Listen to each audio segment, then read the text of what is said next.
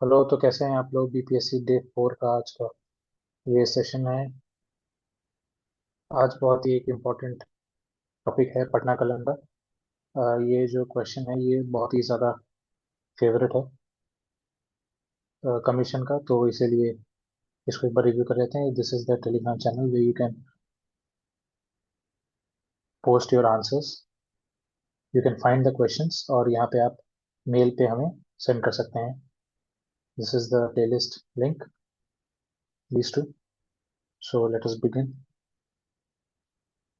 पहले model answers review करेंगे, उसके बाद फिर उन लोगों के आंसर्स रिव्यू करेंगे जिनके अभी तक नहीं हुए हैं। तो दो आंसर्स आज हम रिव्यू करेंगे, और बाकी जो भेज रहे हैं उनके भी हम समय समय पर रिव्यू करते रहेंगे। Due to the constraints of resources हम सबके नहीं कर सकते हर दिन, लेकिन हम हर किसी का किसी न किसी दिन जरूर कर सकते हैं।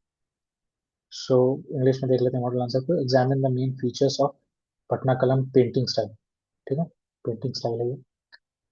सो Patna Kalam, also known as the Patna school of painting और कंपनी पेंटिंग, 18th और 19th सेंचुरी बिहार में इसका ओरिजिन हुआ था। ये एक ब्लेंड है एक तरीके का मुगल मिनिएचर ट्रेडिशंस का और यूरोपियन रियलिज्म का। बैकग्राउंड नॉइस के लिए माफी चाहेंगे अगर कोई आपको आ रही होगी तो।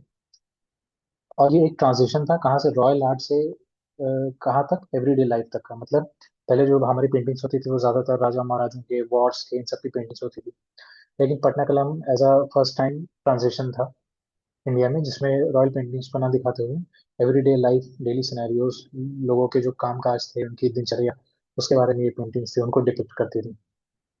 फिर और पॉलिटिकल और कल्चरल जो इन्फ्लुएंसेस, जो चेंजेस हो रहे थे उस समय, वो उसके तहत ये पेंटिंग में परिवर्तन देखने को मिला। हिस्टोरिकल बैकग्राउंड देख लेते हैं ये कैसे डेवलप हुआ, क्योंकि 38 मार्क्स में अगर ये आता है तो आपको एक हॉलिस्टिक आंसर लिखना है। तो आपको इसका हिस्टोरिकल बैकग्राउंड बताना रहेगा, फिर इसके फीचर्स क्या क्या रहते हैं ये बताना रहेगा, कौन कौन से इसके मेन प्रोपोनेंट्स हैं, कौन कौन सी मेन इंपॉर्टेंट पेंटिंग्स हैं, ये आपको बताना रहेगा। तो इसी तरह की सारी चीज़ें आपको बतानी रहेगी। फिर और फिर कैसे इसका डिक्लाइन हुआ इन द सेंस। तो मुगल पेट्रोनेज का डिक्लाइन आप जानते हैं कि 1707 के बाद, जब औरंगजेब की डेथ हुई थी, उसके बाद से ये मुगल का डिक्लाइन शुरू हो गया था। तो जो आर्टिस्ट थे वो दिल्ली से माइग्रेट कर गए थे। कहाँ? दिल्ली और मुर्शिदाबाद से पटना की तरफ माइग्रेट कर गए थे। तो ये वेस्ट बंगाल की तरफ ये पड़ता है, तो यहाँ से वो दिल्ली से वो पटना की तरफ, और इधर से वो पटना की तरफ, बीच में बिहार है, तो इधर की तरफ वो माइग्रेट कर रहे थे। क्योंकि जो उनको पेट्रनेज थी वो अब सही तरीके से मिल नहीं रही थी। हालांकि औरंगजेब के समय में भी वो ज़्यादा पेंटिंग वेंटिंग्स नहीं कराते थे, पेंटिंग्स और म्यूजिक का उनको ज़्यादा शौक नहीं था। तो इस वजह से भी वो डिक्लाइन उनके ही फेस से शुरू हो गया था। फिर आप जानते हैं कि ब्रिटिशर्स ने जो 1600 में उन्होंने बना लिया था अपना इंग्लिश ईस्ट इंडिया कंपनी, उसके बाद वो 1608 1615 के बीच में वो आ भी गए थे यहाँ पे। तो उसके बाद फिर वहां से इनका लैंडलॉर्डिज्म शुरू हो गया था। तो ब्रिटिश ऑफिशियल्स थे, लोकल लैंडलॉर्ड्स थे, मर्चेंट्स थे, उनके अंडर ये जो पेंटिंग्स थी फ्लरिश हुई धीरे धीरे। फिर ईवी हैवल हैं, पर्सी ब्राउन है, एनसी मेहता है, इन्होंने इस पेंटिंग के बारे में, इनकी हिस्ट्री के बारे में डॉक्यूमेंट किया है। ये एक एडिशनल पॉइंट है। ये आप इसको वैल्यू एडिशन कह सकते हैं। आप करते हैं अगर अपने इंट्रोडक्शन में या कंक्लूजन में या हिस्टोरिकल बैकग्राउंड में अगर आपने दे दिया, आपको याद है, तो that is a plus point. फिर इनके सेटलमेंट्स जो कहाँ कहाँ थे, तो पटना में ही सेटलमेंट्स यूजुअली इनके देखने को मिलते थे हिस्ट्री में। जैसे मच्छर हट्टा है, लोधी कटरा है, दीवान मोहल्ला, ये सारे इनके सेटलमेंट्स थे, आर्टिस्ट थे जो पटना कलम बहुत ज्यादा प्रैक्टिस करते थे। मेन फीचर्स देख लेते हैं। फ्यूजन ऑफ स्टाइल है, कौन सी फ्यूजन का? Mughal miniature paintings. Miniature paintings मतलब जो 25 सेंटीमीटर से कम के जो लैंडस्केप पे वो बनाते थे पेंटिंग्स, बहुत ज्यादा छोटी छोटी, उसमें छोटे छोटे डिपिक्शंस करते थे, उसी को मिनिएचर पेंटिंग्स कहते हैं। और उसके बाद फिर और मुगल में जो ये आ गया था, जहांगीर के बाद से मिनिएचर पेंटिंग्स का जो एक शुरू हुआ था रेल, तो वहां से मुगल मिनिएचर पेंटिंग्स का और यूरोपियन टेक्निक्स का, क्योंकि ब्रिटिशर्स आ गए थे, तो यूरोपियन जो टेक्निक्स होती थी उनका भी जो शेडिंग था, फिर लीनियर पर्सपेक्टिव, नेचुरलिज्म, ये सारी उनकी क्वालिटीज थी, उसका एक ब्लेंड है। इसलिए इसको इंडो यूरोपियन हाइब्रिड स्कूल भी कहा जाता है। टेक्निक और मटेरियल देख लेते हैं, तो ब्रश वर्क, ब्रश का यूज करते थे, होममेड ब्रश का यूज करते थे, जो स्क्विरल हेयर होता है और मुस्टैच होती है, जैसे आपने देखी होगी बिल्ली की जो मूंछ होती है उससे, और जो वो है गिलहरी की पूंछ से, इन सब से। और या फिर फाइबर से, जैसे हस्क होता है ना, जो ये क्या बोलते हैं, गेहूं के, चावल के, इन सब के जो फाइबर्स निकलते हैं, उससे ये लोग ब्रश बनाते थे, फाइन ब्रश बनाते थे। उसके बाद कलर्स कलर्स नेचुरल डाइस का यूज करते थे। जैसे येलो के लिए हड़ताल सॉइल एक होती है, उसका यूज करते थे। रेड के लिए लैकर सॉइल का यूज करते थे। फिर ब्लू के लिए इंडिगो का यूज करते थे। लैपिस lazuli डीपर शेड्स के लिए यूज करते थे ब्लू के। उसके बाद गोल्ड और सिल्वर को भी मिक्स किया जाता था उनको भी। ऐसे जो पेट्रोनेज जिनकी अच्छी थी, जिनको अच्छा रिसोर्सेज मिलते थे, वो गोल्ड और सिल्वर बॉर्डर्स का भी इस्तेमाल करते थे पेंटिंग्स में हाईलाइट करने के लिए। उसके बाद सरफेस देखें तो सरफेस वास्ली पेपर होता है, एक टाइप का पेपर होता है, वो होता था। आइवरी पैनल्स होते थे। आइवरी मतलब वो जो जैसे हाथी की सूंड और ये सारी चीजें होती हैं। और तो उन सब की भी पेंटिंग्स चलती थी, उन सबको पेंट किया जाता था आर्टिफैक्ट्स की तरह। तो उनके जो पैनल्स होते थे बड़े बड़े, उसको तोड़ के सुखा के उसको क्रश करके उससे बनाए जाते थे। तो वो सारे यूज होते थे। फिर माइका की शीट्स पे, सिल्क फैब्रिक्स पे, ये सब अ, थे मटेरियल। फिर सीजनल मेथड था, क्योंकि कलर्स को मिक्स करते थे। मतलब जो सीजन आता था, जैसे जब बहुत ज्यादा बारिश होती है या बहुत ज्यादा ठंड आती है, तो उसमें क्या करते थे, वो कलर्स को प्रिपेयर करते थे। मतलब अलग अलग फूल खिलते हैं तो फ्लावर्स को एक्सट्रैक्ट करना, हनी को एक्सट्रैक्ट करना, फिर उसको प्रिपेयर करते थे, उसमें केमिकल्स मिलाते थे ताकि वो लंबे ड्यूरेशन के लिए सस्टेन हो। तो इसीलिए ये एक सीजनल मेथड भी था। मतलब बहुत ज्यादा लंबे समय के लिए इसकी प्रिपरेशन की जाती थी पेंटिंग। आजकल की तरह नहीं कि रेडीमेड कलर्स अवेलेबल हैं और आपने आपने चाहा तो 1 घंटे में आपने पेंटिंग बना दी, ऐसा नहीं था। बहुत प्रिपरेशन की जरूरत पड़ती थी। फिर आर्टिस्टिक टेक्निक्स क्या कहते हैं, शेडोज थे। मतलब जो भी आप इमेज बना रहे हैं, तो उसकी शेडो भी यहाँ बनती थी। मतलब शेडो भी बनाते थे उसकी। तो उसको एक नेचुरलिज्म, जो यूरोपियन स्टाइल है, यूरोपियन में, तो नेचुरलिज्म स्टाइल इसको देते थे। उसके बाद स्टिपलिंग करते थे। स्टिपलिंग मतलब होता है कि डॉटेड डॉटेड डॉटेड इस तरह। जैसे मान लीजिए शेड्स बनाना है, तो आपने ये एक बादल बना दिया, और बादल में आपने ऐसे ऐसे डॉटेड डॉटेड कर दिया, तो वो डॉटेड डॉटेड थोड़ा सा टेक्सचर आता था उसमें। तो इसका ये लोग इस्तेमाल करते थे। उसके बाद लाइट रिफ्लेक्शन यूज करते थे। कजली स्याही टेक्निक होती थी, जो वो होता है, काजल होता है आपका। तो काजल का वो इस्तेमाल करते थे, जो बॉर्डर्स होते थे और शेडो होता था, उसको ऐसे से रब करते थे शेडो बनाने के लिए, बॉर्डर्स बनाने के लिए रब करते थे। वो बदला करके एक मेथड होता था, वो करते थे। फिर बैकग्राउंड्स और लैंडस्केप्स नहीं होते थे इसमें अमूमन। अमूमन से जैसे सिर्फ सिर्फ पिक्चर्स होती थी, उसके पीछे का ये सब वाइट पोर्शन खाली रहता था। ज्यादा लैंडस्केप नहीं बनाते थे ये लोग। और सिल्वर गिल्डेड बॉर्डर, जो बॉर्डर्स होते थे, जो अच्छी इनकी पेट्रोनेज होती थी, वो सिल्वर के गोल्ड के बॉर्डर्स भी बनाते थे।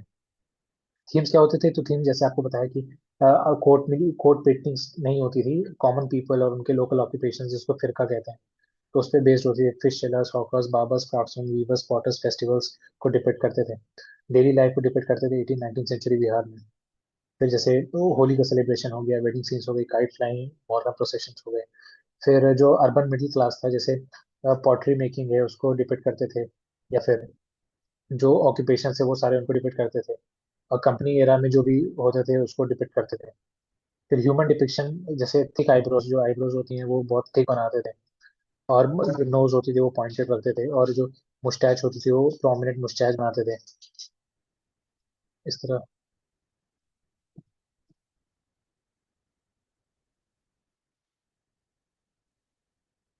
फिर जो फीमेल फिगरिंग्स होती थी वो बहुत ज्यादा ग्रेसफुल होती थी। मतलब उनके जो पश्चर होते थे वो बहुत बढ़िया वो बनाते थे। और उनकी डिटेलिंग बहुत ज्यादा अच्छे करते थे। उनके जो भी, जैसे उनके क्लोथ्स की डिटेलिंग, उनके ऑर्नामेंट्स की डिटेलिंग, ये सारी बहुत अच्छी करते थे। फिर उनको ज्यादा डोमेस्टिक और फेस्टिव सेटिंग्स में दिखाया जाता था, तो वो तो अपना जैसे सोशल और कल्चरल बैकग्राउंड है उसके हिसाब से। फिर इसके नोबल आर्टिस्ट क्या क्या है, तो अभी तक हमने हिस्टोरिकल बैकग्राउंड देख लिया, हमने फीचर्स देख लिए। फीचर्स में हमने ब्रशेस देख लिए, हमने मटेरियल देख लिया, हमने कलर्स देख लिए। फिर हमने ह्यूमन डिपिक्शन जो डिपिक्ट करते थे उसको देख लिया, थीम देख लिया। अब नोटेबल आर्टिस्ट, तो सेवक राम इसमें अर्लीस्ट पायनियर थे इसके। फिर शिवलाल, गोपाल लाल, यमुना प्रसाद, उल्लास लाल, नित्यानंद लाल, फकीर चंद, इनके मेजर कॉन्ट्रीब्यूटर्स। कम से कम 4 और 5 आप इनके प्रोपोनेंट्स का, जो मेजर कंट्रीब्यूटर्स हैं, उनके नाम याद रखिए। वुमेन पेंटर्स जैसे दक्षो बीबी, सोना बीबी, सब वुमेन पेंटर्स भी थे।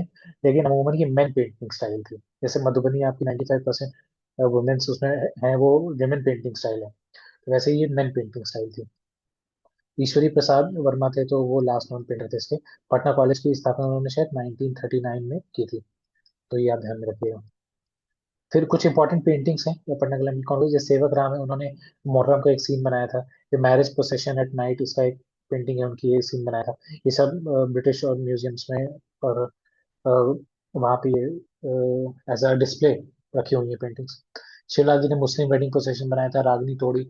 इनकी बहुत फेमस पेंटिंग है, याद रखिएगा, रागिनी तोड़ी। यमुना प्रसाद ने ड्रिंकिंग ऑफ बेगम्स बनाया था। गोपाल लाल ने होली सेलिब्रेशन को डिपिक्ट किया था। ईश्वरी प्रसाद वर्मा ने एक लोकल फेस्टिवल सीन को डिपिक्ट किया था। और ये पटना म्यूजियम में ये लगी हुई है पेंटिंग। फिर इनका डिक्लाइन कैसे हुआ, इनकी फीचर्स, इनकी प्रॉपर्टी सब कुछ देखते हैं, इनका डिक्लाइन कैसे हुआ। तो जो लिथोग्राफिक पेंटिंग होती है और फोटोग्राफी होती है, तो वो 19th सेंचुरी में बहुत ज्यादा उनकी डिमांड रिड्यूस हो गई हैंड पेंटेड पोर्ट्रेट्स की। मतलब जैसे आप वो कर रहे हैं पत्थर, होता नहीं जो पत्थरों पे पेंटिंग्स करते हैं, और जो मार्बल्स पे पेंटिंग्स करते हैं। उसके बाद फोटोग्राफी, जब फोटोज निकलने लगी लोगों की लाइव कैप्चरिंग आप कर रहे हैं किसी भी सीन या किसी भी व्यक्ति का, तो पेंटिंग्स ज्यादा वो नहीं रह जाती, डिमांडिंग नहीं रह जाती। फिर रॉयल पेट्रनेज का भी डिक्लाइन हुआ, मुगल तो वैसे भी डिक्लाइन कर रहे थे। उसके बाद जो वहाँ का पॉलिटिकल स्ट्रक्चर था, जो पॉलिटिकल एनवायरनमेंट था, वो भी बहुत ज़्यादा इंस्टेबल था, अनस्टेबल था। तो इस वजह से वहाँ पे पेट्रोनेज उनको ज़्यादा नहीं मिल रहा, पेट्रोल नहीं मिल रहा है, तो रिसोर्सेज की कमी की वजह से मटेरियल्स नहीं मिल रहा है, कलर्स नहीं मिल रहा है, तो वो जो बॉर्डर सिल्वर गोल्डन ये सब कहाँ से करेंगे उनको। तो इस वजह से भी डिक्लाइन देखने को मिलता है। और वेस्टर्न स्टाइल आर्ट एजुकेशन का भी राइज हुआ था, तो वो भी जो भी आर्टिस्ट उनको डाइवर्ट कर रहा था, लोगों के इंटरेस्ट बढ़ रहे थे, वो फास्ट और फिनिश्ड गुड्स में ज़्यादा दिलचस्पी उनकी थी, तो इसलिए। और नेचुरल मटेरियल्स की कॉस्ट वॉस्ट बहुत ज़्यादा हो गई थी, तो जाहिर सी बात है सप्लाई कम होगी तो कॉस्ट बढ़ जाएगी। तो रिवाइवल और प्रिजर्वेशन कैसे हुआ, तो पटना म्यूजियम और विक्टोरिया एल्बर्ट हॉल लंदन में ये डिस्प्ले करते हैं पटना कलम की काफ़ी पेंटिंग्स को। फिर बिहार गवर्नमेंट और पटना आर्ट कॉलेज जो 1939 में देखिए, राधा मोहन प्रसाद और ईश्वरी जो ये है, ईश्वरी प्रसाद वर्मा, ये जो लास्ट पेंटर थे, इनकी कॉन्ट्रीब्यूशन से ये खुला था। तो इन्होंने इसका रिवाइवल को प्रमोट किया था। फिर शांति देवी अमिताभ घोष इसी कॉलेज के पढ़े हैं, तो इन्होंने बहुत ज़्यादा कंट्रीब्यूट किया था, रिसर्च किया था इस पे, और सरकार को जताया था कि मतलब हमें प्रिजर्व करना चाहिए, it is the legacy of Bihar, ऐसे करके। गवर्नमेंट ऑफ इंडिया का 2010 का कैलेंडर था, उसमें पहली बार पटना कलम को फीचर किया गया था। अब बिहार के कल्चरल टूरिज्म सर्किट का भी ये एक पार्ट है, मतलब जिन जिन एरियाज में ये किए जाते हैं, और जो जो main main important tourism centres हैं बिहार के, तो उनको पेंट, जैसे आप देख रहे हैं कि ब्रिजेस हैं तो उनके पिलर्स को पेंट कर दिया इस तरह की पेंटिंग स्टाइल में, ये सारी चीजें। इसका सिग्निफिकेंस क्या है, सबसे पहले तो डेमोक्रेटाइज, इन्होंने पेंटिंग को डेमोक्रेटाइज किया। कोई भी कहीं से भी इस पेंटिंग को अपना सकता था, इसके लिए कोई कोई कास्ट, कोई पर्टिकुलर सेट का होना जरूरी नहीं था। ऑर्डिनरी लाइफ पे फोकस करते थे तो रेडिली अवेलेबल था, क्योंकि कोट, अगर आप कोट कोट पेंटिंग करते हैं, अगर आप रूलर्स की पेंटिंग बनाते हैं, इस तो उसके लिए आपको रूलर्स के पास होना पड़ेगा। रूलर्स के पास वही जा सकते थे जो कि सोशल हायरार्की में, फाइनेंशियल हायरार्की में बहुत हाई हो। तो जो बहुत ही लोअर लेवल के लोग थे, मतलब सोशल और फाइनेंशियल हायरार्की में बहुत नीचे आते थे, तो वो इन सब चीज़ों में पार्टिसिपेट नहीं कर सकते थे, रॉयल पेट्रोनेज वाली चीज़ों में, या रॉयल वेडिंग्स, या रॉयल कॉन्ग्रीगेशंस गैदरिंग्स में। तो इसलिए वो कैसे ये पेंटिंग कर सकते थे, इमेजिनेशन भी वैसे ही आती है ना, जैसे आप सोच सकते हैं, देख सकते हैं। तो इसलिए इसने डेमोक्रेटाइज किया पेंटिंग को। उसके बाद visual ethnography of colonial Bihar, मतलब उस समय जो ब्रिटिशर्स के अंदर ये प्रोग्रेस कर रहे थे, तो उसको पोर्ट्रे भी वैसे ही कर रहे थे ब्रिटिशर्स को, लोगों को, उनके तहत लोगों की लाइफस्टाइल कैसी थी, कैसे उनका इंटरेक्शन था, ये सारी चीजें। फिर तो ये उस समय की एक तरीके से हिस्टोरिकल एविडेंस आप ये कह सकते हैं, जो उस समय की पेंटिंग्स है। इंडिया के ट्रांजिशनल आर्टिस्टिक फेज को दर्शाता है कि कैसे प्योर मुगल से प्योर जो इस्लामिक वो है पेंटिंग्स हैं, उससे कैसे ट्रांजिशन हुआ। और क्या बोलते हैं, इंडियन स्टाइल में, मतलब जो कॉन्फ्लुएंस हुआ ब्रिटिश में यूरोपियन से जो मिलके ये पेंटिंग्स उभर के आई, ये ट्रांजिशन फेज ये दिखाती है अपने में। तो ये ट्रांजिशनल आर्टिस्टिक फेज भी है मुगल टू मॉडर्न आर्ट में। अब बिहार का सिंबल भी है रेजिलियंस, एडेप्टेबिलिटी, ये तो आप थोड़ा बहुत बढ़ा चढ़ लिख सकते हैं अपने वर्डिंग्स में। कंक्लूजन देख लेते हैं कि बिहार का आर्टिस्टिक इंजरिटी को रिफ्लेक्ट करता है। आर्टिस्टिक इंजरिटी मतलब काबिलियत को रिफ्लेक्ट करता है। मुगल एलिगेंस को और यूरोपियन रियलिज्म को ये आपस में ब्लेंड करता है, और कॉमन मैन के वर्ल्ड को पोर्ट्रे करता है। फिर ये डिक्लाइन हो गया था मॉडर्नाइजेशन की वजह से, लेकिन इसका रिवाइवल और प्रिजर्वेशन भी हुआ है, जिसने बिहार कल्चरल लेगेसी को एक वाइटल चैप्टर दिया है इंडिया की आर्ट हिस्ट्री में। मतलब इंडिया की जब जब भी कोई भी हम ये कल्चरल या ये आर्टिस्टिक हिस्ट्री की बात करेंगे, लेगेसी की बात करेंगे, तो उसमें बिहार को एक इम्पोर्टेंट पोजीशन पटना कलम और मधुबनी पेंटिंग स्टाइल्स देती हैं, पोजीशन एक अच्छी। तो ये बहुत अच्छा समराइज किया है कंक्लूजन को, तो ये बढ़िया कंक्लूजन है। तो उसी उसी तरह ये हमारा यहाँ पे हिंदी में भी है, ये आप हिंदी में देख सकते हैं, इसको आप बढ़िया से स्टडी कर सकते हैं। और इसमें शायद कुछ एडिशनल पॉइंट्स भी होंगे, तो वो हम एक बार देख लेते हैं नीचे। हाँ, कुछ एडिशनल पॉइंट्स हैं। एडिशनल पॉइंट्स इसलिए होते हैं कि उस समय आपको याद नहीं आया कुछ मेन चीज, तो आप इन पॉइंट्स का यूज करके उसको सपोर्ट कर सकते हैं, या ऐसे वैल्यू ऐड कर सकते हैं। तो कल्चरल सिंक्रेटिज्म, सिंक्रेटिज्म मतलब एक ब्लेंड।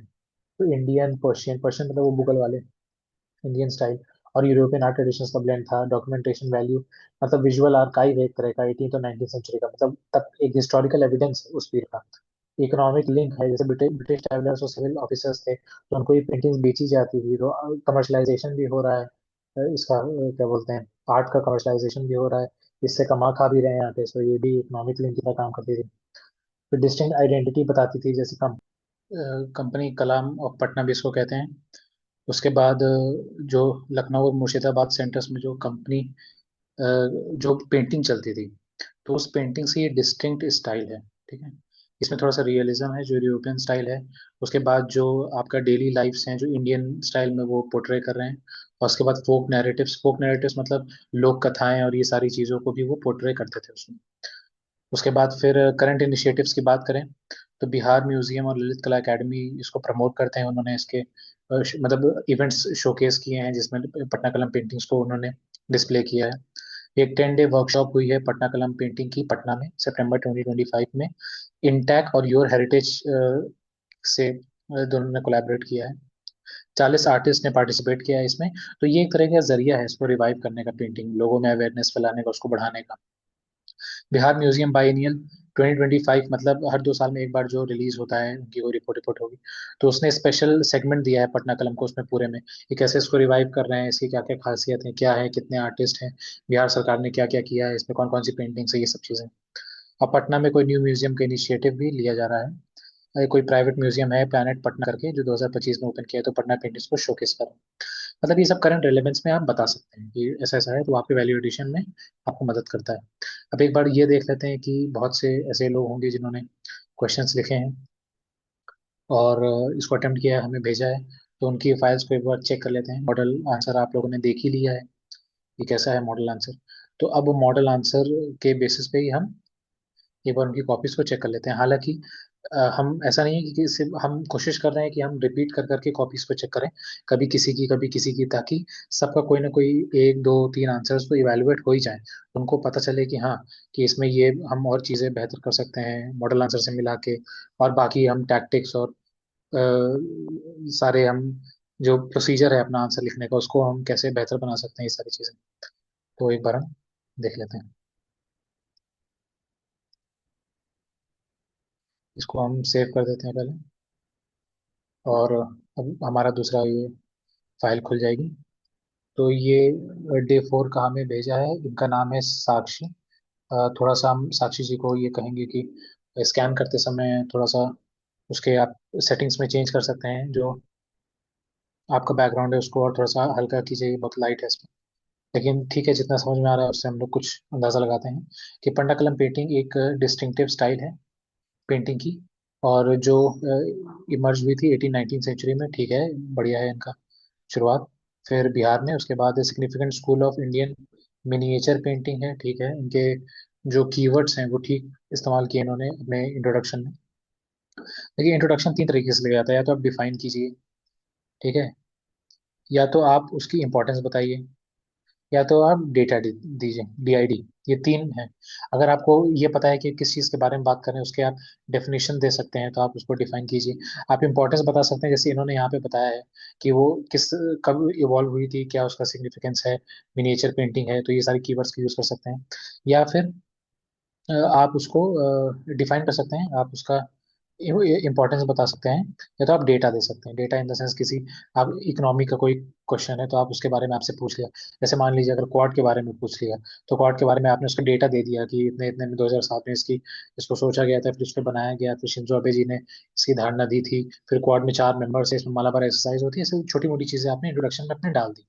या कोई रिसेंट कोई चीज हुई है, कोई इंपॉर्टेंट फैक्टर है, तो वो आपने उसका मेंशन कर दिया, ताकि उससे एक आई कैची एक्सपीरियंस डेवलप होता है एग्जामिनर के पास आपके आंसर्स के लिए। तो फिर ठीक है, ये closely associated with Mughal style, इसको इसको हटा देते हैं, क्योंकि कॉपीज हम भेजते भी हैं, तो बच्चों को कंफ्यूजन ना हो।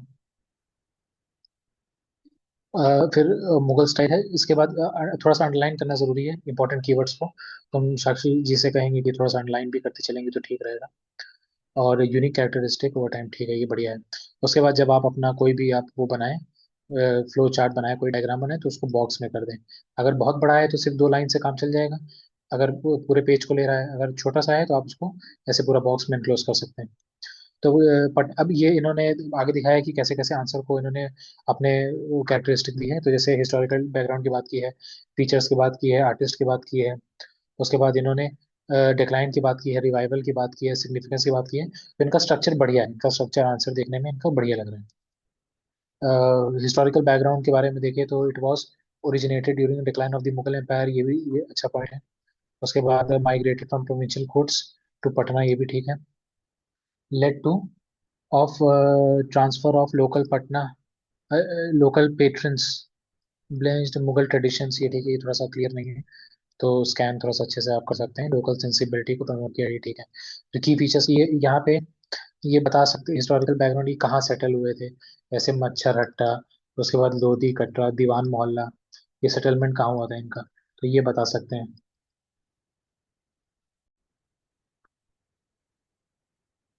उसके बाद हम लोग की फीचर्स एक बार देख लेते हैं। वो कुछ ग्लिचेस हो रहे होंगे बीच में, तो उसके लिए माफी चाहेंगे। तो की फीचर्स में जैसे सब्जेक्ट क्या क्या है, स्टाइल और थीम क्या है, फिर उसके बाद आपका मीडियम क्या है, इन्फ्लुएंस क्या है, तो ये सारी चीजें देखते हैं क्या इन्होंने लिखा है। सब्जेक्ट क्या है, डेली लाइफ है, कैरेक्टरिस्टिक्स जैसे फेस्टिवल्स, ट्रेड, ऑक्यूपेशंस, मार्केट, ठीक, अच्छा पॉइंट है। फिर पोर्ट्रेचर क्या है इनका, ऑफ लोकल नोबिलिटी को दिखाते थे, ब्रिटिश ऑफिशियल्स को दिखाते थे। हाँ ठीक है, लेकिन ये पॉइंट ज्यादा ज्यादा एक्सप्रेस करने वाला है कि वो डेली लाइफ को ज्यादा शो करते थे। वो जो लोकल नोबिलिटी और ये सब को नहीं दिखाते थे, तो ठीक है, मतलब रहता था उनके में, लेकिन कंपैरेटिवली बहुत कम रहता था। उसके बाद हिस्टोरिकल इवेंट्स में जैसे बैटल्स और लोकल सेरेमनीज, तो ये नहीं दिखाते, बैटल्स का ज्यादा मेंशन नहीं है। हो सकता है कुछ पेंटिंग्स में हो, लेकिन ये रेगुलर नहीं था, बहुत फ्रीक्वेंट नहीं था। तो ये आपको ऐसे पॉइंट्स जो बहुत ज्यादा नहीं दिए हैं, मतलब if the points are not given everywhere, if there are very limited given somewhere, तो उसको आपको अवॉइड करना चाहिए। जनरल पॉइंट्स उसको देखिए, क्योंकि एग्जामिनर के पास भी बहुत ज्यादा अतः नॉलेज नहीं होती है, उनको एक मॉडल आंसर ही मिलते हैं ज्यादातर, कि आप इससे मैच कर सकते हैं, इसमें जो जो आपको पॉइंट्स लगे वो ठीक है, वो ठीक है। तो इसीलिए इसको आप अवॉइड कर सकते हैं, ठीक है, avoid, avoid extra points not mentioned elsewhere, ठीक है। उसके बाद फिर लैंडस्केप रिप्रेजेंटेशन नहीं होता था, तो ये भी थोड़ा सा गलत पॉइंट है। लैंडस्केप और बैकग्राउंड नहीं रहता था उनके में सिर्फ मेजर जो आपके वो थे, प्रोपोनेंट्स थे, उन्हीं को वो दिखाते थे, जो सब्जेक्ट्स थे उनको वो दिखाते थे। तो रियलिज्म पे फोकस होता था, तो ये वाला इनका सही पॉइंट है। फिर यूज ऑफ शेडिंग का वो यूज करते थे, ये भी ठीक है। जो स्टिपलिंग शेडिंग, वो जो यूरोपियन स्टाइल का वो मिक्स करते थे, अभी हमने मॉडल आंसर में देखा था। तो अनलाइक ये क्रिएट करते थे sense of depth and dimension, ये वाला ठीक पॉइंट है। उसके बाद styles and techniques, use of water colours, ये भी ठीक है। Like detailing with jewellery. उसके बाद लैक ऑफ बैकग्राउंड, ये देखिए लैक ऑफ बैकग्राउंड यहाँ पे लैंडस्केप पे लिखा है ऊपर की है वो, तो कॉन्ट्रडिक्टिंग पॉइंट्स हो जाते हैं, तो ठीक है। यहाँ पे कलर्स का यूज कर मेंशन मेंशन कर सकते थे, मेंशन कलर्स। उसके बाद उसके बाद मेंशन हेयर ब्रश, मतलब इसलिए ये क्योंकि ये बहुत इंपॉर्टेंट चीजें हैं, बहुत इंपॉर्टेंट फैक्टर्स हैं, जो लगभग हर जगह दिया है, तो आपको ये छोटी छोटी चीजें मिस आउट नहीं करनी है। खासकर उन क्वेश्चंस में जो लगभग लगभग रिपीट हो ही रहे हैं, पाल आर्ट, मौर्यन आर्ट, पटना कलम, ये सब। मधुबनी पेंटिंग तो नहीं रिपीट हुआ काफी समय से, ये इन केस हो जाए तो उनकी बेसिक ट्रीट है, जैसे मधुबनी में ये पट्टा चित्र और ये सब अरिपन, ये सब, तो आपको याद रखना है वो चीज, वो आपको मेंशन करना है, क्योंकि सब कर रहे हैं, आप नहीं करेंगे तो वो, और आप फिर कोई बहुत बेहतरीन चीज भी अगर नहीं भी लिख पा रहे हैं उस समय, लेकिन आपने एवरेज आंसर में भी आप ये चीजें मिस कर देंगे, तो ये थोड़ा सा प्रॉब्लमेटिक हो जाता है आंसर, वो मार्क्स देते समय। फिर मीडियम क्या था, तो मेनली पेपर और माइका थे, तो ये भी ठीक है। उसके बाद इसमें आइवरी भी एक जोड़ सकते हैं हम लोग, ठीक है। उसके बाद इन्फ्लुएंस क्या था कि डिटेल्ड ऑर्नामेंटेशन इन्फ्लुएंस लाइक, ठीक है, यूरोपियन इन्फ्लुएंसेस थे, शेडिंग का था, रीजनल इन्फ्लुएंस था। इसको थोड़ा सा स्ट्रक्चराइज करने की जरूरत है।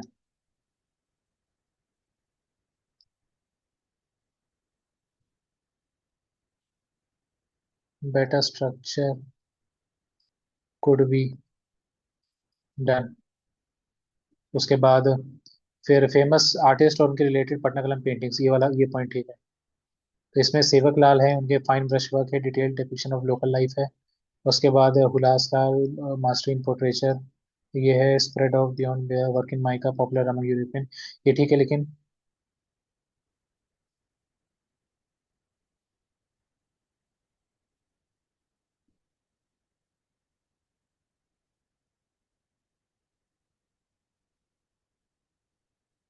जैसे इनका क्या है, सेवक राम का कुछ मुहर्रम का हमने देखा था, फिर हुलास लाल का हमने रागनी तोड़ी देखा था,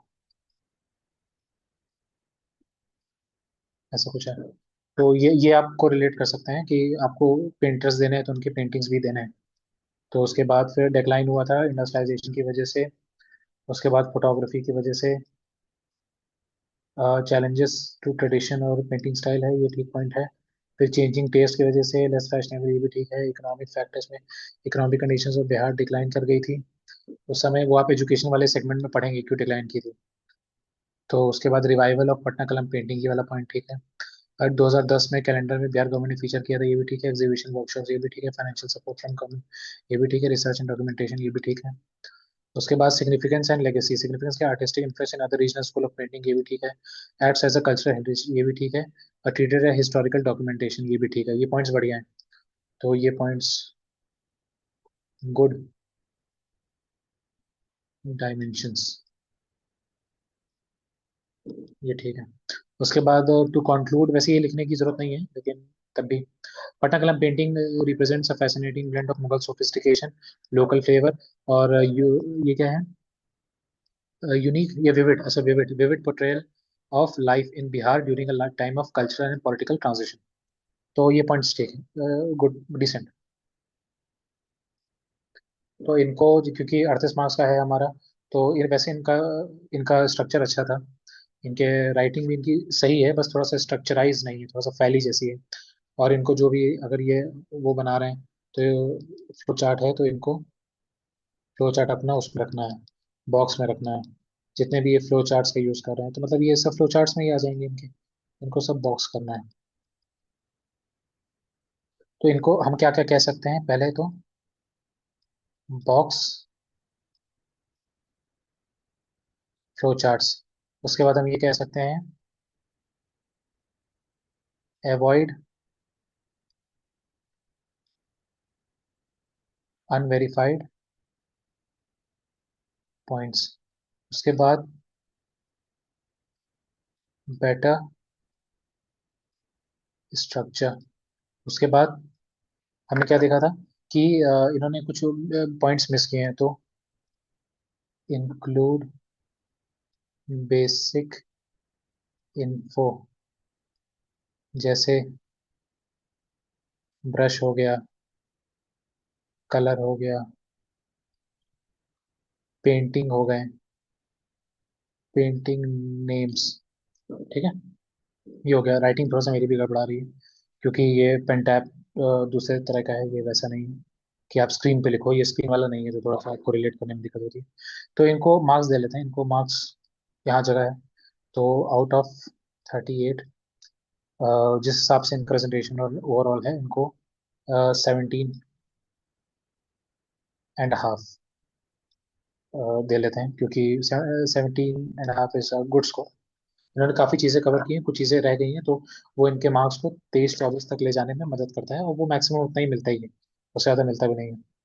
तो इसीलिए ये ठीक स्कोर है। अब हम अगला देख लेते हैं, अगला जल्दी से हम देख लेते हैं।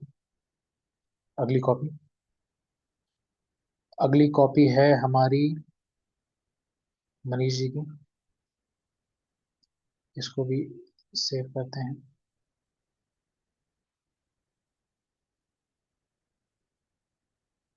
इसको हम पीडीएफ की तरह सेव करते हैं। पीडीएफ की तरह इसलिए क्योंकि ये हम वापस आपको भेजते भी हैं टेलीग्राम ग्रुप पे, तो पीडीएफ की तरह सेव करना हमारे लिए ज़रूरी है। उसके बाद मनीष जी की कॉपी को जल्दी से ओपन कर लेते हैं। पीडीएफ के लिए सेव हो तो इसको हम स्टार्ट कर सकते हैं। ये थोड़ा सा साफ साफ है तो जल्दी हो जाएगा। मेन फीचर्स ऑफ पटना कलम पेंटिंग स्टाइल। तो पटना कलम में से पहले इसको 38 मार्क्स का है ये। पटना कलम से यूनिक एंड मोनोटनस। ये वर्ड गलत है, यहाँ पे यूज करना मोनोटनस नहीं। ठीक है, नेगेटिव वर्ड्स को आपको यूज करने से बचना है। ठीक है, मोनोटनस मतलब होता है कोई चीज जो थोड़ी सी बोरिंग हो या एक ही जैसी हो। तो यूनिक है, थोड़ा सा विविड है, डाइवर्सिफाइड है, ये सारे वर्ड्स आप यूज कर सकते हैं, लेकिन मोनोटनस थोड़ा सा ठीक करना, यूज करना ठीक नहीं होगा मेरे हिसाब से। फिर India it was influenced by the different school of painting, जैसे पर्शियन, मुगल और ब्रिटिश, ये ठीक है। Painting these paintings include common man, women, children, farmers, carpenters, artist and so on. तो ठीक है। May be more informative. ठीक है। और ये हर बार हम ये नहीं लिखते कि इसमें क्या होना चाहिए, ये इंक्लूड करो, ये इंक्लूड करो। कॉपी को इवेलुएट करते समय हम ये भी लिखते हैं कि आप उसमें क्या कर सकते हैं। हम चाहते हैं कि हम आपको एक ओपन एंडेड क्वेश्चन दें कि आप इसमें और क्या अच्छा कर सकते हैं, आप कीजिए, आप उसको ट्राई कीजिए, आप आंसर्स लेके हमें प्रेजेंट कीजिए। क्योंकि अगर हम आपको कोई चीज़ बता देते हैं ना कि ये इंक्लूड करो, तो बच्चे क्या करते हैं, वो कॉपी को सेव करके रख लेते हैं कि हम इसको रिवाइज करेंगे तो हम पढ़ लेंगे, हम इसको याद कर लेंगे। याद नहीं करना है आपको, उस समय जब आपके पास क्वेश्चन आएगा तो आपको चीजों को प्रोड्यूस करना है, वो तब जब आपकी हैबिट हो जाएगी चीजों को उस तरीके से इस्तेमाल करने की। तो जब आप खुद से सोचेंगे ना कि इसमें और क्या अच्छा किया जा सकता है, दूसरी कॉपीज में क्या अच्छा था, या मॉडल आंसर्स में क्या अच्छा था, then you will start experimenting. आप एक्सपेरिमेंट करेंगे तो फिर आप नई चीजों के साथ निकल के आएंगे सामने। इसलिए हम हर बार कोई डेफिनेट चीज आपको नहीं बताते, जहाँ होता है वहां बता देते हैं, लेकिन हम कोशिश करते हैं कि हम आपके अंदर एक रेशनैलिटी जगाएं, एक ललक जगाएं जानने की कि इसमें और क्या अच्छा हो सकता है। ठीक है। तो उसके बाद ये ठीक है, फिर एवोल्यूशन एवोल्यूशन ऑफ पटना कलम, तो इन्होंने ये ठीक है, मुगल आर्ट है। मुगल आर्ट में northern hills, western hills, eastern hills. अच्छा, तो इन्होंने कुछ और इन्फो भी दी है। तो बसोहली और कांगड़ा, बसोहली और कांगड़ा स्टाइल पेंटिंग होती है। तो ये नॉर्दर्न हिल्स, ये उत्तराखंड में आपको देखने को मिलेगी ये पेंटिंग्स, कुल्लू और गढ़वाल वाले रीजन में। फिर वेस्टर्न हिल्स में आपका उदयपुर उदयपुर है। उसके बाद ईस्टर्न हिल्स में आपका वाराणसी, मथुरा, फैजाबाद है, मुर्शिदाबाद है। मुर्शिदाबाद में से ये माइग्रेट किए थे, आपको याद है ना, लखनऊ और मुर्शिदाबाद से, दिल्ली से और मुर्शिदाबाद से माइग्रेट किए थे पटना की तरफ। तो ये ठीक है। और मुगल मतलब ये वाला, ये इररेलेवेंट है, मतलब good but irrelevant. Good but irrelevant क्योंकि ये इन्फो अच्छी है, लेकिन यहाँ पे इररेलेवेंट है। यहाँ पे ऐसा लगेगा एग्जामिनर को कि आपने वर्ड्स फिल करने के लिए इसको रख रखा है। बाकी ये देखिए, मच्छर अट्टा, लोधी कटरा, दीवान मोहल्ला, ये वाले ये अच्छे पॉइंट्स हैं, ये अच्छे पॉइंट्स हैं इनके। तो ये ठीक है। उसके बाद फीचर्स ऑफ पटना कलम क्या है। तो influence of Mughal painting migrate Mughal court से, mix of Persian art forms, Indian tradition of art form, तो ये वाला पॉइंट ठीक है। उसके बाद थोड़ा सा क्लियर क्लियर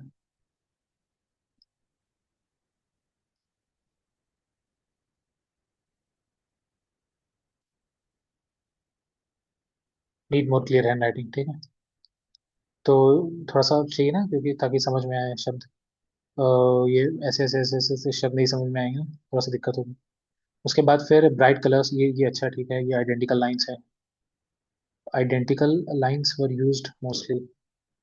अच्छा ठीक है, ये आइडेंटिकल लाइंस वाला क्या है। In Mughal paintings background and borders were equally important. अब बैकग्राउंड और बॉर्डर्स इक्वली इंपॉर्टेंट थे। अब पटना कलम नॉट मच सिग्निफिकेंस, ये वाला पॉइंट ठीक है, बैकग्राउंड और लैंडस्केप उतना इंक्लूड नहीं होते थे। Subject use to be most important, ये ठीक है, बैकग्राउंड आइदर वाइट और प्लेन और सिंपल, ये वाला पॉइंट ठीक है। उसके बाद mostly depends the socio economic condition of the Indian society, ये ठीक है, सोशियो इकोनॉमिक कंडीशन वाला ये पॉइंट इनका ठीक है। उसके बाद influence influence of British school of painting, ये ठीक है। High level of trade authenticity, ये भी ठीक है। ट्रेडर्स एंड ऑफिशियल्स और सोल्जर्स पेंटिंग देयर चॉइसेस, ये भी ठीक है। और शेडो एंड लाइटिंग पेंटिंग, ये भी ठीक है। पेट्रनेज की बात की है इन्होंने, ये ठीक है, patronage from local zamindars and rulers, ये भी ठीक है। मटेरियल यूज में नेचुरल कलर्स थे, जैसे हेमाटाइट, फ्रूट्स, फ्लावर्स। ये वाला पॉइंट ठीक है, कुछ मेंशन करना ठीक है। कलर्स में जैसे red ochre, zinc white, garbage white, yellow golden, yellow leaf, ये भी ठीक है। फिर paper, mica, elephant teeth, cotton cloths, ये भी ठीक है। उसके बाद प्रोसेस ऑफ पेंटिंग था, preparation of colours, sketching, filling of colours, ये बढ़िया पॉइंट्स है। ये ठीक है, ये भी ठीक है। फिर कॉजेज ऑफ डिक्लाइन क्या था, प्रिंटिंग वाला हो गया था, ये ठीक है। ट्रेड एक्टिविटी वर डिक्लाइनिंग, मोस्टली बायस थे, ठीक है। Invention of camera and photography, ये भी ठीक है पॉइंट। उसके बाद इंपॉर्टेंट आर्टिस्ट कौन थे, सेवक राम थे 1780 की, हुलास लाल, और ये अभी समझ नहीं आ रहा। फिर छगन लाल, पार्ट ऑफ ये बनारस से थे, ईश्वरी प्रसाद शर्मा। अच्छा हाँ, उनके में ईश्वरी प्रसाद शर्मा का मेंशन भी मिस हो गया था। तो राधा मोहन प्रसाद, ईश्वरी प्रसाद शर्मा, इनका भी आपको मेंशन करना है, क्योंकि इन्होंने रिवाइवल में बहुत, ये लास्ट पेंटर थे, ये लास्ट रिनोन पेंटर थे, तो ये वाला पॉइंट ठीक है इनका। तो इसको भी आपको लिखना है। और ये उनके शायद कंक्लूजन है, तो ये कंक्लूजन बहुत बड़ा हो गया है, इसको थोड़ा सा शॉर्ट करना है। शॉर्ट एंड प्लस, इन्होंने इंक्लूड नहीं किया वैसे, रिवाइवल रिवाइवल ने इंक्लूड किया। उसके बाद इन्होंने फीचर्स को इन्होंने इंक्लूड किए हैं, इन्होंने भी ब्रश वाली बात नहीं की। ब्रश मटेरियल, इन्होंने इसकी बात नहीं की, मतलब किया है लेकिन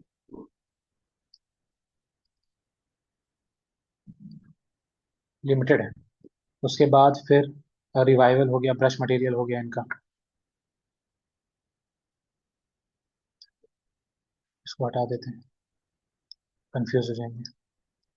तो ये इनको इंक्लूड करना है, ठीक है। उसके बाद besides many other painting also available in the collection of the families of the rulers है, ये Patna Kalam archive, Patna, Kolkata, Victoria palace, ये good, but presentation needs improvement. हालांकि मेरा भी प्रेजेंटेशन कुछ बढ़िया नहीं दिख रहा है इसमें यहाँ पे, लेकिन ठीक है, तब भी आपको प्रेजेंटेशन की थोड़ा सा ध्यान रखना पड़ेगा। Depicts the condition of India, British Mughal, ये ठीक पॉइंट्स। तो इसको थोड़ा शॉर्टन करना पड़ेगा, रिवाइवल और ब्रश मटेरियल आपको इस्तेमाल करना पड़ेगा, और ये आपका पॉइंट एक हो गया। उसके बाद इनको जल्दी से मार्क्स दे लेते हैं, इसके पहले कि और कोई ग्लिच आए हमारे पास। तो इनके मार्क्स ठीक है, लेकिन थोड़ा सा स्ट्रक्चराइजेशन बेटर कर सकते हैं, तो उसके लिए इनको थोड़ी सी मेहनत और करनी पड़ेगी। इसमें हम इनको 15 दे सकते हैं, क्योंकि इनका एफर्ट सही था, इन्होंने काफ़ी चीज़ें इंक्लूड भी की हैं। पिछले वाले से इनका कम क्यों है, क्योंकि इनकी विजिबिलिटी थोड़ी सी कम है।